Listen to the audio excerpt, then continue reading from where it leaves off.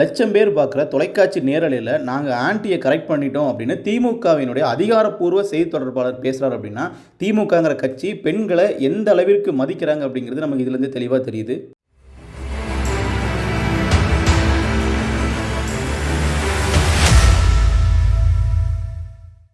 மற்ற கட்சியினர் பெண்கள் குறித்து ஏதாச்சும் ஒன்று பேசினாங்க அப்படின்னா உடனடியாக நாங்கள் தான் பெண்ணியத்தை காக்க வந்த போராளிகள் அப்படிங்கிற மாதிரி திமுகவினர்கள் அப்படியே கொந்தளிப்பாங்க. ஆனால் திமுகவில் இருக்கக்கூடிய பெரும்பான்மையான பேச்சாளர்கள் அனைவருமே மேடைகளில் பேசும்போதும் சரி, இது மாதிரியான தொலைக்காட்சி நிகழ்வுகளையும் சரி, தொடர்ச்சியாக பெண்களை இழிவுபடுத்தியே பேசிகிட்டு இருப்பாங்க. அதற்கு ஒரு சிறந்த உதாரணம் தான் இந்த சூர்யா வெற்றி கொண்டானவர்கள் தந்தி தொலைக்காட்சி நேரலையில் பேசியிருக்கக்கூடிய விஷயம். எங்களை பார்த்து ஆன்டி இன்கம்பன்சி அதிகமாக இருக்குது, ஆன்டி இன்கம்பன்சி அதிகமாக இருக்குது சார், ஆன்டி எல்லாம் சரியாக இருக்குது, ஆன்டி எல்லாம் கரெக்ட் பண்ணி கரெக்டா முறையா பேசுங்க சார்.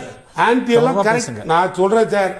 ஆன்டி இன்கம்பன்சி பத்தி பிரச்சனையே இல்லை சார். எதிர்த்தரப்பில் உள்ளவங்க திமுகவானது கிட்டத்தட்ட 4 ஆண்டு காலம் ஆட்சி பண்ணிட்டாங்க. இப்போ மக்கள் மத்தியில் ஒரு ஆளும் தரப்பிற்கு எதிரான ஒரு எதிர் மனநிலை ஆன்டி இன்கம்பன்சி அப்படிங்கிற ஒன்று இருக்குது.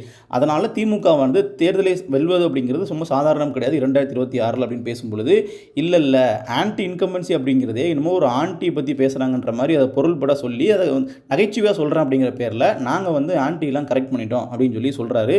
ஸோ இது கரெக்ட் பண்ணுறது அப்படின்னா என்ன சொல்ல வர்றாரு அப்படின்னு பார்த்தீங்கன்னா, நாங்கள் பெண்களுக்கு தேவையான அனைத்து திட்டங்களையும் நாங்கள் கொடுத்துருக்கோம். 1000 ரூபாய் உரிமை தொகையிலிருந்து பெண்களுக்கான இலவச பேருந்துலேருந்து எல்லாமே நாங்கள் கொடுத்துருக்கோம். அதனால் பெண்களை காப்பாற்றுவதற்கு திமுகவை விட்டால் நாதி இல்லை அப்படின்னு அவர் சொல்கிறாரு. இப்போ இவங்க சொல்ல வர்றது என்ன அப்படின்னா, அந்த 1000 ரூபாய் நாங்கள் கொடுத்துருக்கோம், இலவசமாக பேருந்து கொடுத்துருக்கோம், அதனால தான் பெண்கள் உயிர் வாழ்கிறாங்க, இல்லைன்னா பெண்களை பாதுகாக்கவே முடியாது அப்படிங்கிற தோணியில் பேசுகிறாங்க. இதை பார்க்க வேண்டியது, இதை பார்த்து தெரிந்து கொள்ள வேண்டியது அப்படிங்கிறது தமிழ்நாட்டில் உள்ள பெண்கள் தான் அப்படிங்கிறத நம்ம சொல்லலாம். காரணம் என்ன அப்படின்னா, இவர்கள் 1000 ரூபாய் கொடுக்கறதுக்கு முன்னாடி, இவர்கள் இலவச பேருந்து கொடுக்கறதுக்கு முன்னாடி இங்கே இருக்கக்கூடிய பெண்கள் எப்படி வாழ்ந்துட்டு இருந்தாங்க, இவர்கள் கொடுத்ததுக்கப்புறம் பெரிய அளவில் அவர்களுடைய வாழ்க்கை மாறிடுச்சு அப்படிங்கிற மாதிரிலாம் எதுவுமே கிடையாது அப்படிங்கிறது அனைவருக்கும் தெரிந்தாலும், இவர்களுடைய மனநிலை அப்படிங்கிறது பார்த்தீங்கன்னா அந்த 1000 ரூபாங்கிறது அவர்களுடைய வாழ்நாளையே மாற்றிருச்சு அப்படின்னு சொல்லி இவர்கள் நம்பிட்டு இருக்காங்க.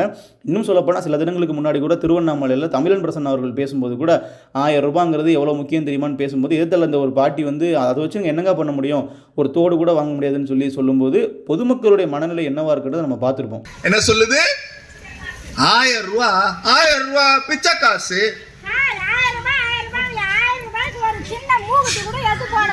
அப்புறம் அந்த பாட்டியை மிரட்டினாங்க அப்படிங்கிறதெல்லாம் நம்ம அந்த வீடியோலேயே தெரிஞ்ச விஷயம் தான். ஸோ இப்படியான ஒரு மனநிலையில் தான் திமுகவானது இருக்குது அப்படிங்கிறத பொதுமக்களும் தமிழ்நாட்டில் உள்ள பெண்களும் தெரிஞ்சுக்கணும் அப்படிங்கிறதுக்கு இந்த பேச்சானது ஒரு சிறந்த உதாரணம். இதில் நம்ம கூடுதலாக இன்னொரு விஷயத்தை சொல்லணும். இப்போ நாம் தமிழர் கட்சியினரோ இல்லை சீமான் அவர்களோ செய்தல் சந்திப்பில் ஏதாச்சும் ஒன்று பேசும்பொழுது, குறிப்பாக இந்த விஜயலட்சுமி அவர்களுடைய விஷயத்தில் கூட நான் என்ன அவர்களை கற்பழிக்கவா செய்தேன், அவரோட விருப்பத்தோட தானே நாங்கள் 2 பேரும் உறவில் இருந்தோம் அப்படின்னு சொல்லி சீமான் அவர்கள் சொல்லும் பொழுது அதுக்கு கனிமொழி அவர்கள் மிகப்பெரிய அளவில் கொந்தளிச்சாங்க. குறிப்பாக எப்படி தான் அந்த கட்சியில் பெண்கள்லாம் இருக்காங்களோ அப்படிங்கிற அளவிற்கு கனிமொழி அவர்கள் சீமான் அவர்கள் ஒரு கண்டனத்தை கொடுத்துருந்தாங்க.